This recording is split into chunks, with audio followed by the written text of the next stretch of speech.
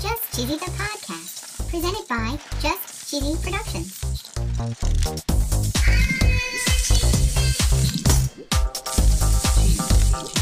Hi there, I'm your host, Fondue. In this week's episode, we're going to celebrate Goat Cheese Month. Yay, goats. We're going to talk about alternatives to cow's milk. Really? We're talking pigs, What? cats, Oh. rats, What? and cockroaches. No. We're going to talk about a Toronto man who put up a billboard to trade string cheese. What? Why? And of course, we're going to tell a very cheesy joke. Yeah, we are. Stay tuned for Season 2, Episode 14 of Just Cheesy, the podcast.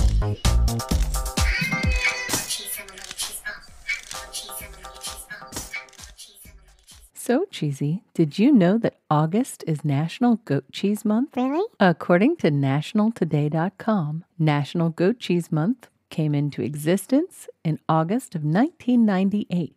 It was started by the American Cheese Society. Nice. On the website iloveimportedcheese.com, they say that goats were some of the first animals kept by humans, and they're saying it was over 9,000 years ago. Holy cow. They say in what is now Iran that a deal was made with wild goats. Okay. They would feed and protect them, Right. and they would get milk and hides and meat in return. Nice. They say that goats were part of religious rituals. Whoa. They were included in dowries, and it says here that wealth was measured in goats. Holy cow. Goats can produce milk in very difficult environments, Ooh. such as arid or mountainous regions. Wow. They've even been called the poor man's cow, Aw. mostly because they're easier to raise. Nice. It's likely that the Moors took goats to France in the 8th century AD. Wow. And it's the French that made goat's milk cheese and called it chèvre.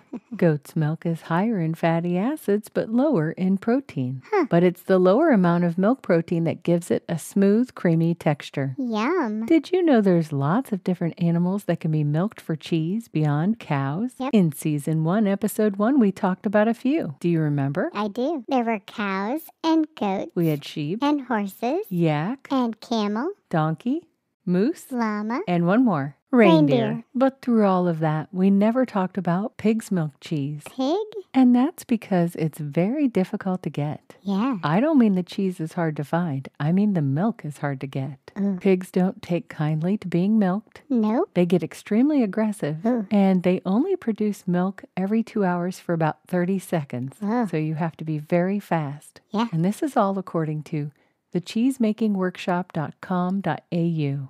There's no automation here. Pigs have to be milked by hand. Wow. But there are a couple of people that have actually made it work. Really? Brooklyn-born Chef Edward Lee got some pig milk by, they say here, creeping up on the sows while they were asleep. Oh. A Dutch farmer named Eric Stenek made a cheese called Piggy Palace. Piggy Palace. He had 22 free-range pigs. They apparently were very happy. They had a play area, a slide, and a trampoline. Trampoline. According to Oddity Central, he made this cheese to just see if it would work. Wow. It's very labor-intensive, and they say it's got a chalky texture. Ew. The cheese was sold to benefit children's cancer, Nice. and it fetched over $2,300 per kilogram, or over $5,000 a pound. Holy cow. This makes it more expensive than donkey or Pule cheese, which goes for about $500 a pound. Wow. Frankly, I thought this next one was a joke. Really? Cat's milk cheese. Cat? Oh yeah, you heard me right. Cat's milk cheese.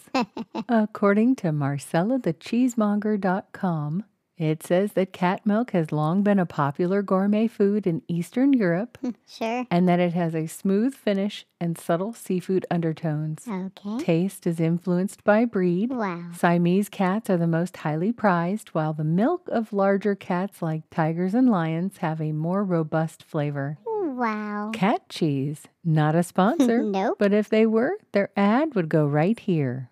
We've talked goats, pigs, and cats. Now it's time to talk rats. What? The big question is, can you make cheese from rat milk? I doubt it. According to Fat Tony on The Simpsons, who had a rat milking company, you sure could.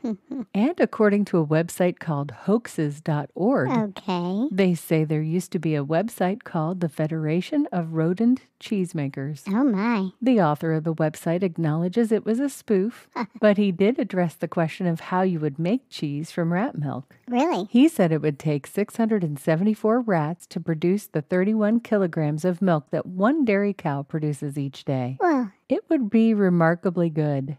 It contains high protein yeah? and would only produce about 0.003% of the methane that comes from a dairy cow. Wow. And while there is no such thing as rat's milk cheese, there is such a thing as rat's milk. Really? The website bioivt.com talks about rat's milk, Really? containing a wide range of vitamins, minerals, cells, microorganisms, growth factors, immunoglobulins, enzymes, and more. Well, On the website